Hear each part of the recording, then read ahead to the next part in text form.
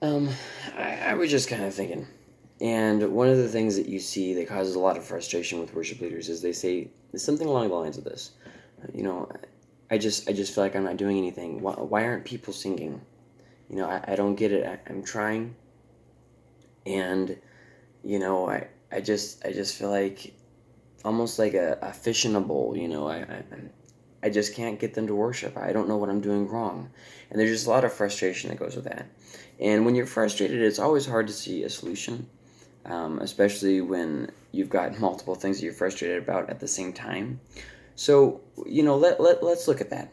Why aren't people singing? What's the issue? What's going on? Well, the first step to fixing this problem, why aren't people singing? It would be great if I could just say, do this and everything will be better. But it's not that simple. You see, you have to figure out why they aren't singing. I know that sounds like, oh, well, whatever, but I mean, seriously, if you want to fix a problem, you have to know what that problem is.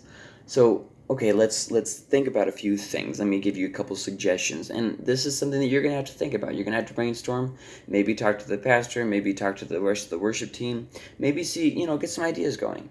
Hopefully, you go to a church where you guys can be open with each other, and you can say, look, I'm getting frustrated because of I just don't feel like I don't understand why I'm not connecting with the people, and it is something that you kind of have to figure out what your role is and what your role isn't. Like, for instance, sometimes worship leaders try to turn themselves into pastors, and they have these long, drawn out, prayers or little mini messages between songs, and they try to do all these things. It's like, okay, your job is to draw people into worship. Like, okay, so then the second thing that causes a lot of frustration in doing the wrong job is we think it's our job to lead people into the throne room of God or something, and that's just not what a worship leader does.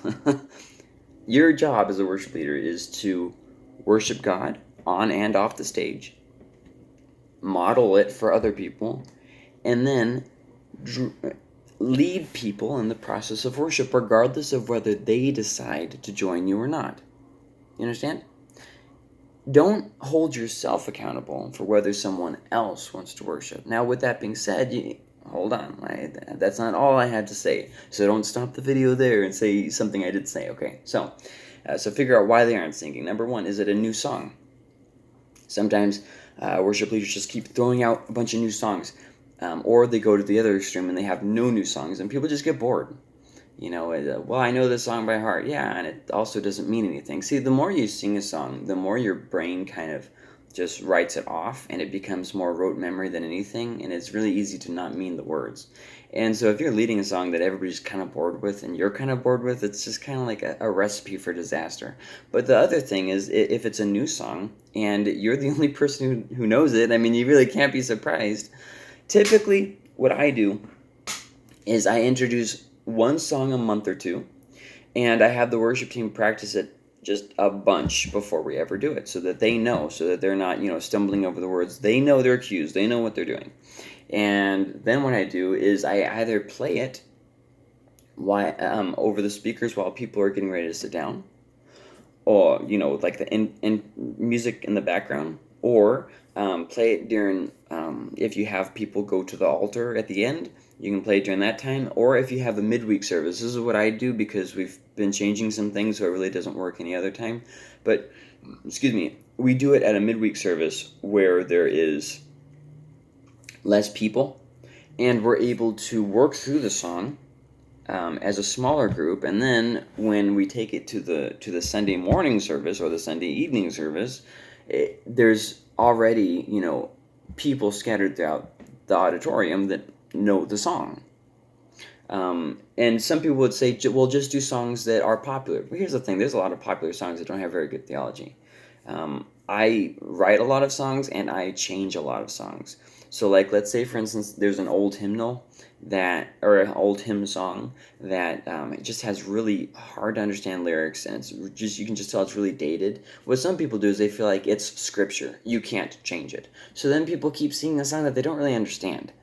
What I do is I say, well, it's better to understand what you're trying to sing to God than to sing vain repetitions, is what Jesus called it. And he's talking about prayer, but I think really it does apply to a song. If you have no idea what the song means, why sing it? There just has to be some I don't know, some healthy looking at the situation.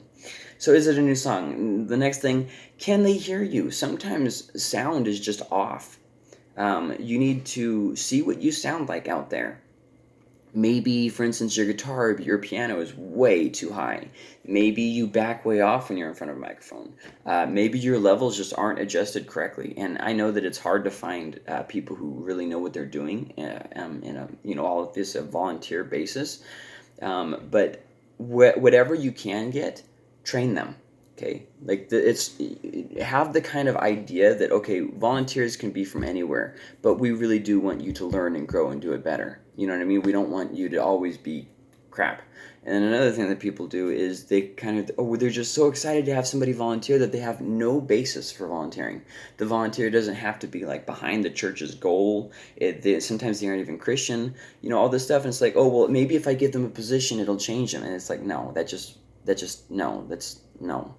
And you really have to be a little bit smart about this. Have some kind of a standard. If you have a volunteer that's not being faithful, that's backbiting, and he's just not doing a good job, if you keep him around, it's going to chase off the good volunteers, and it's going to teach other volunteers that that's okay. See, something exists if the environment allows it to exist. So you really have to have these hard conversations and say, look, I appreciate what you're trying to do. I appreciate your help. But this is a problem, and we're gonna have to change that. And if they have a problem with that, well, then it's time for the leader to be a leader and say, I'm sorry, but we cannot tolerate that. You don't have to say it like that, but that's basically what's happening.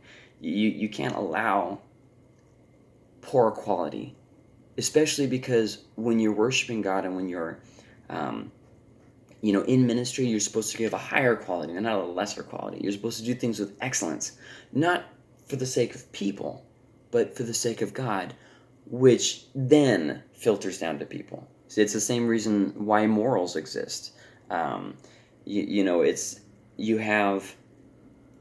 We treat people with love. Well, why? Well, because we love God. God is the basis for why we treat people with love. He judges us, our worship to him, based on how we treat other people. See what I mean? And it's the same kind of idea. So, is it a new song? Can they hear you? Are you playing well? If you are constantly singing out of tune, that's going to be a major problem. I went to one church where I didn't go to the church. I mean, I visited a church. And let me say that. I visited a church. I don't church hop. I don't do that. I get involved in a church and I stay there. Well, I should hope so. I'm a pastor. But anyways, I went to a church, and the lead singer, she had a lot of heart, but she just couldn't sing. She could not carry a tune. It was way off key. It was not well. Well, maybe they did have a lot of practice, but it just seemed like the worship team didn't have a unifying factor. You know what I mean? Like, she would sing off, and the guitarist looked like he was just wanting everybody to notice how great he was. Like, oh, I'm so underutilized. And it's like, okay, leave your pride at the door. We as a worship team are not here to get noticed. We're here to draw glory to God, and that just has to be like the purpose. I am exceptionally lucky. I have a very good worship team, and it only consists of 3 people. Myself, my bassist has a lot of experience. He's just a very talented individual. He gets music. You know what I mean? It's really important when you have musicians that they get music. You have a lot of times that people don't really understand the language of music, but then they get up there and they're like, oh, make a joyful noise to the Lord, and I'm not going to practice or anything. It's just going to be something terrible, but hey, make a joyful noise. And it's like, that's good that you want and desire to honor God, but practice. I mean, you can find the basis for this in the Bible, and it just makes sense. Don't continue to do something poorly just because that's where you started from. You started there, fine, learn. It's like when you first become a pastor, you think you're going to change your world, and then you don't change anything, and you feel like nothing is happening, and then you change drastically. And then things start changing a little bit too. So, is it a new song? Can they hear you? Are you playing well? Are you worshiping? You cannot expect other people to do what you are not doing. So they might not know how to worship. If you have people who maybe are just kind of stagnant Christians, or maybe they're new to the church, lots of different things, there might be a lot of reasons why they don't know how to worship. There's a lot of people who are caught up in the charismatic movement, and they don't really understand past feelings. So if they don't feel something, they think that that's not worship. And the thing is, when you have a bad day, when everything's going wrong, and you sing to God from your heart, that's what he's wanting. You know what I mean? That's the thing that he's wanting. He's not wanting the emotion or the lights or the smoke, all the pizzazz. I mean, whatever. If your church does that, that's whatever. I'm not trying to tear your church down, whatever. But there has to be a point when it's something heartfelt, not something emotion. You know what I mean? And emotions should flow. We are emotive people. That is something that should happen, but our purpose should not be in getting a rise out of ourselves or out of other people. Ooh, I felt something there. It's like, it doesn't matter if you feel something. Are you honoring God? So are you worshiping? Is it a show for you? Are you trying to be a cheerleader or a worship leader? And there's a big difference. One tries to just get an emotional rise out of people.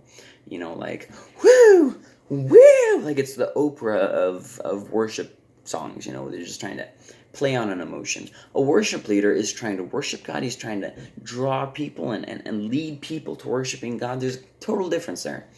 So is it a show for you? Are you there so that people can say, oh, how great you are? And then what we do is we have fake humility. And we say something like this, oh, all the glory to God. We can't just take a compliment and say, well, thank you for those kind words. It's okay to receive a compliment. It really is.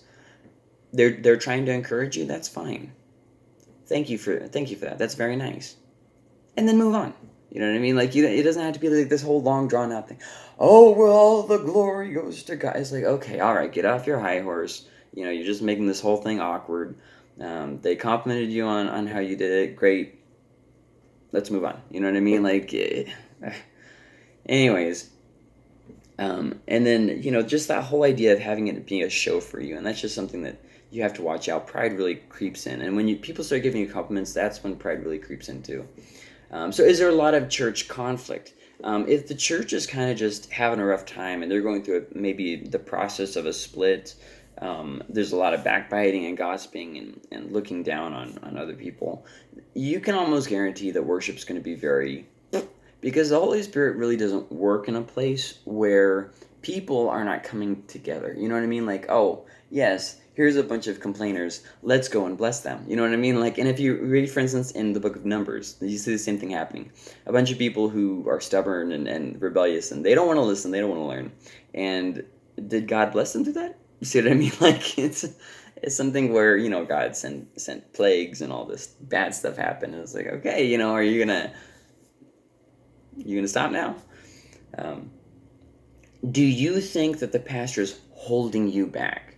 If there's like this kind of tension between you and the pastor, don't expect for anything to happen, because what happens is you think, I'm the spiritual one, I have everything figured out, and the pastor, he doesn't get it. Here's the thing. Pastoring is really freaking difficult. Like, it's just so hard, and there's so much to have to think about, and everybody thinks, oh, I could do a better job. No, you couldn't. Let me just stop you right there. No, you couldn't. That crap is hard. Now, I'm just an associate, and I'm already looking at this, and I'm thinking, I don't want to be the pastor. The pastor doesn't have to worry about me trying to stage a coup or, a church split or trying to take his power from him. I don't want it. My job is just to help him so that he can do his job. And, okay, I'm second chair, and I'm okay with that. You have to get to the same place of realizing you're the worship leader, not the pastor. It's not your job to give vision and purpose and that kind of stuff. It's your job to lead worship. That's it. That's it. Whatever the pastor wants to preach on, that's his business. Okay? You work for him. Oh, well, I serve God and not man. Yes, and God appointed men. So you serve men for the sake of God, okay? So we're all clear on this? Sometimes people have a really bad, rebellious, prideful attitude, but they try and cloak it with all this, like, mystical spiritualism, and that somehow makes it better. Like, okay, I don't have to try harder. I don't have to, be a decent person. I can gossip and complain and backbite and just be a nasty person, but I'm so much better than them. And it's like, well, might want to look at that, because I can guarantee you that that's really going to stop things from happening. So the next thing, does the service flow? You know what I mean? Like, does it seem like people know what they're doing? If you were to walk in, like, is it clear where you're going? Are there signs like, hey, I've never been in this building. There's 100 doors. Where am I going? Did I go in the right door? I went to one church, but there was a pastor's meeting there, and I went there. I couldn't figure out which they had multiple buildings. It was very difficult to figure out which one. But then there was no clearly enter here. There was no like door open for the conference, nothing. So I get there and I'm like wandering around the church parking lot, and me and the pastor, the senior pastor, came in different vehicles. So he's doing the same thing because he arrived slightly later than me, and so I'm all looking around. And I go through this one door and there's nothing in there. I'm like, okay, is this it? And in this door, there's all kinds of other doors. So I'm like, oh crap. And then finally, I hear this faint sound of music, and I'm like, okay, where's it coming from? And I track it down, and I go to the room that it's coming from, and there's a conference. And it's like, you know, does the service flow well? When people go in, is it very clearly like, we know what we're doing? This person does this person does this person does this. Now, I'm not saying it has to be rigid and legalistic and, haughty-toddy, but there has to be some kind of, like, people know what they're doing. It's like when you go up to lead worship, you don't just start singing a song. Hopefully, the sound guy knows what songs you're doing. Hopefully, whoever's doing the words knows what songs you're doing. Hopefully, the people who are playing and singing with you know what songs you're doing and you've practiced them. Hopefully, within the past couple days. You don't want to have your practice too far before. But you also don't want to not have practice. You do need to be prepared. So does the service flow? I went to one service, actually a church that I used to go to way back in the day, and they had it where there was this kind of like awkward thing at the beginning about this whole meet and greet thing, which I have mixed feelings about that. I know some people are really for them. I don't know. It just kind of felt awkward how it was done.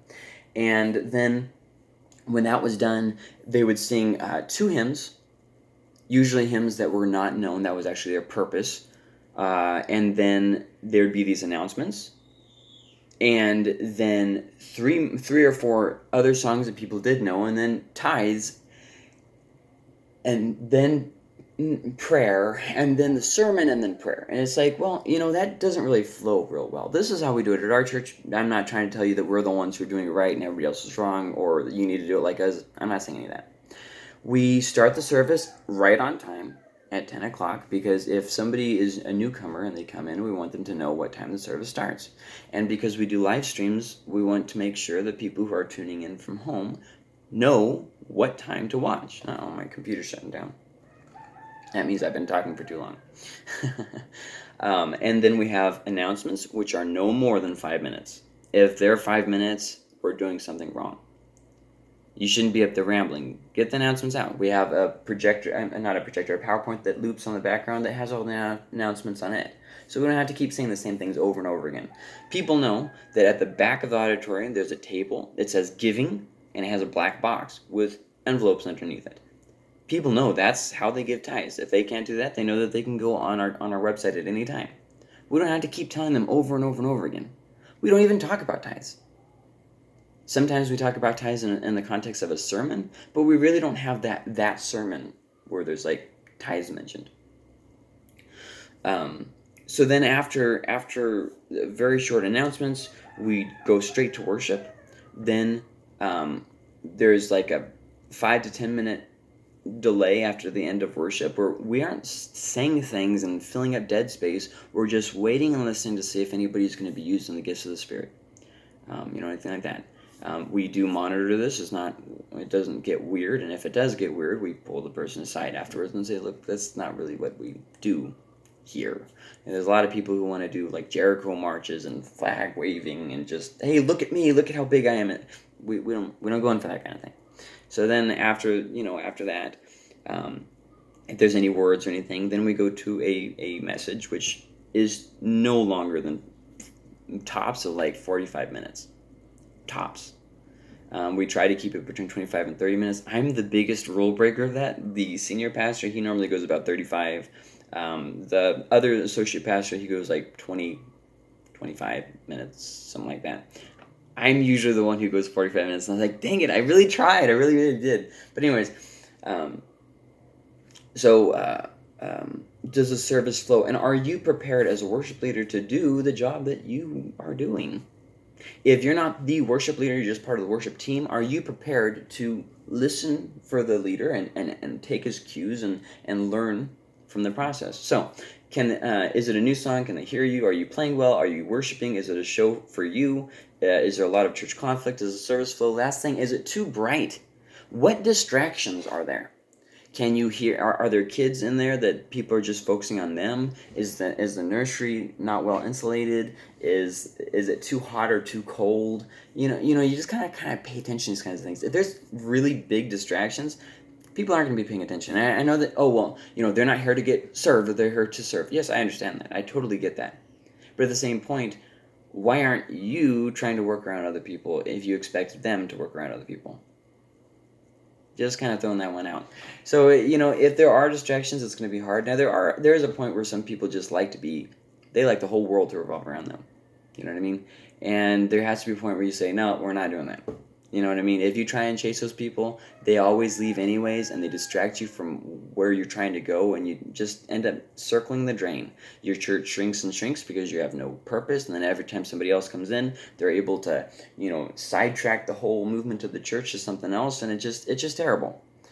There are always people who will not be appeased. I'm not trying to say you have to be chasing people around trying to, but here's the thing.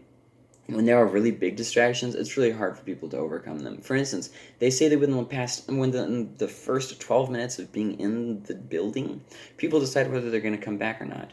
That means that the sermon hasn't even started yet. Likely, you're only barely getting into the songs. Man, that's rough. So, if you've got too many lights on or too few of lights on, that might be an issue. If you don't have a good atmosphere, people will just kind of be... Adults typically feel kind of awkward when they're singing out loud. And if there's a bunch of lights, you just feel like they're put under the spotlight. And if you stare at them the whole time that you're leading worship, they're not going to... You know what I mean? There has to be a point where you can engage people at the beginning and then just kind of... we're worshiping now. You don't have to make eye contact. And they tell you that stage presence, make eye contact. Here's the thing. People hate it when you make eye contact with them when they're trying to worship and pray. They feel like you're just watching them. They hate that. If it's a concert, they're like, oh, well, whatever. But people don't like that, okay? You engage them at the beginning. You have a smile, your good presence. And then as soon as worship starts, stop focusing on them and start focusing on God. How are you going to teach them to start focusing on God if you're not focusing on God? You're focusing on the numbers. You're focusing on how many people are singing or clapping or whatever. So, now that we've gotten through all of that, let's look at some solutions here. How to get people to worship, okay? Number one, everybody has a different worship style. Everybody has a different worship style. You have to come to grips with that. Some people are just going to stand there quietly. Some people are going to raise their hands. Some people are going to clap. Some people are going to, they're really going to get into it, Everybody has a different style. You can't expect everybody to worship in the same way. So that's one of the big problems I see is that, well, they're not worshiping the way that I want. It's like, well, it's not about you. And just a little side note, stop trying to sing songs for the sake of appeasing people. They don't have to like the songs. The songs have to worship and glorify God. They have to be theologically correct. Because if you sing something about God that's not true, I don't think that has much of an honor to God. They had to be heartfelt, because if you're just saying vain words over and over again, that's not really much of a point to that. So, practice and take lessons. The worship team as a whole should be practicing, but you individually should be practicing. You should be taking lessons, watching videos, reading books. Learn to do your job better. Just because you started out, in a bad place doesn't mean you have to stay there. It's like when God calls us, right? He calls us wherever we are. But he doesn't leave us there. He works on us, and he draws us, and he grows us. This is the same kind of thing with any kind of skill or talent.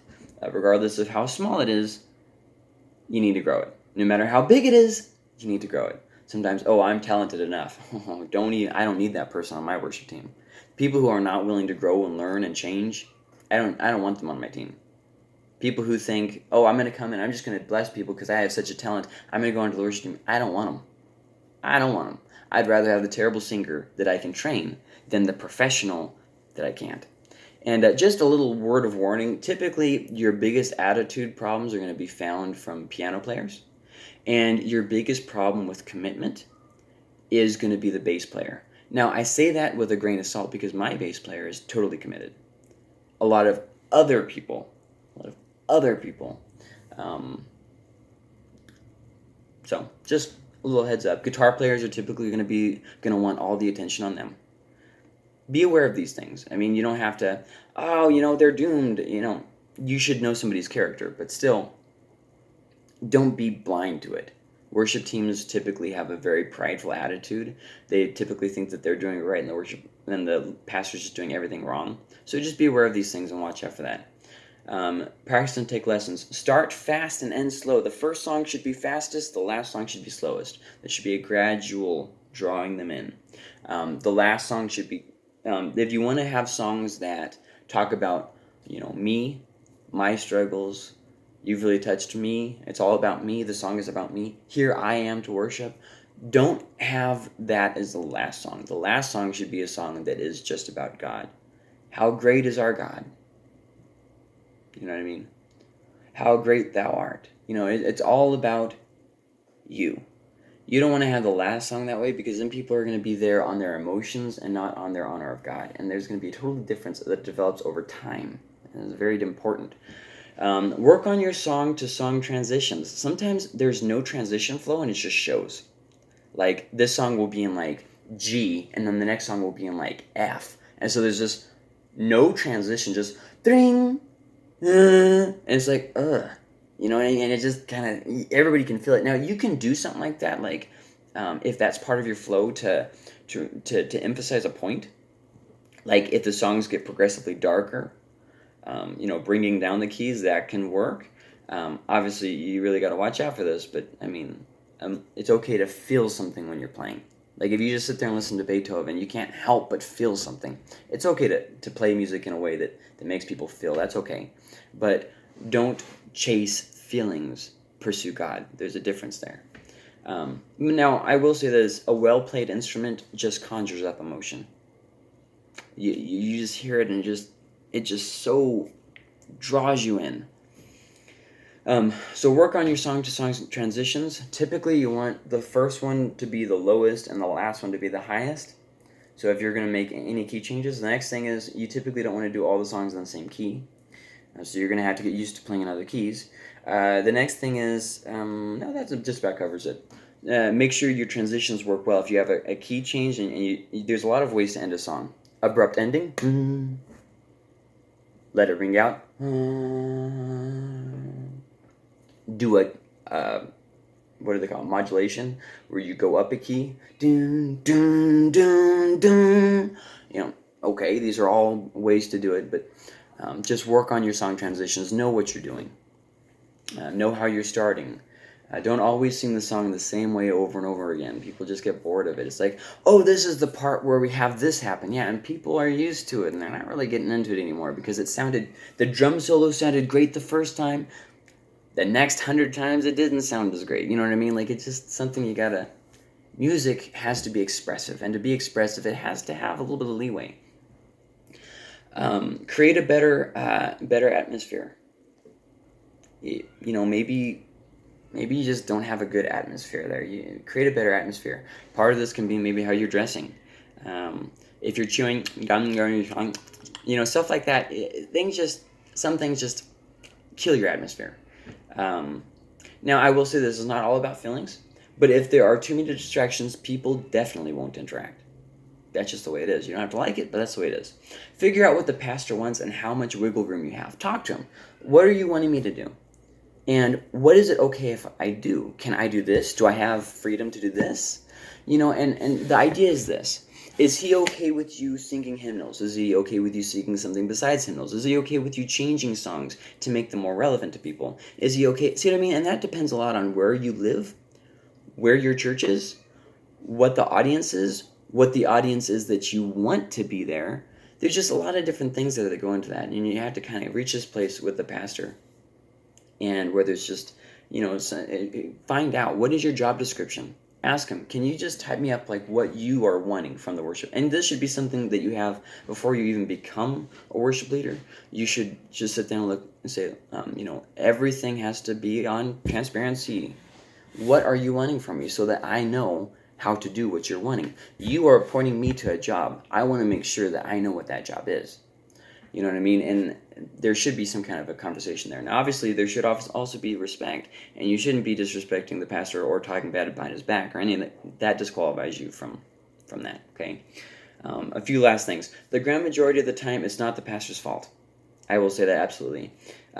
Whether you do hymns, whether there's a break between songs, whether there's poor atmosphere, even when the pastor is a bitter person, the grand majority of the time people aren't singing, and it's not the pastor's fault at all. The grand majority is how it's presented, and I want to leave you with that. Take hope, because a lot of times most situations can be resolved just by practicing. So I hope that this helps. And okay, bye.